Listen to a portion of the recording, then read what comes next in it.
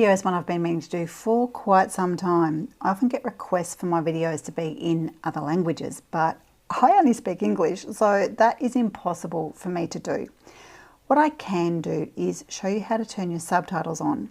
Now, subtitles don't always make sense because they are auto-generated, but you can usually work out what is going on. If you come down to the bottom right-hand corner of the screen, you can see we have a small rectangle and a little cog. The rectangle is our subtitle icon. If we click on that, our subtitles will come up. We can turn them on and turn them off. That's all you'll need to do once your language is set up. But first, we need to set our language.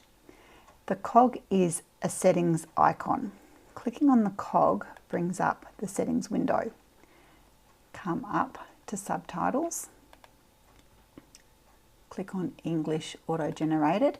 That will start our subtitles. We need to come back up to subtitles again. Click again. Come down to auto-translate, and clicking on that gives us a drop-down box with all the different languages.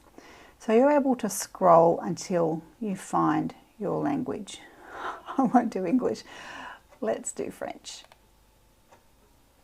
And if I start that video playing, you have your subtitles. I hope that's helped. I'll see you next time.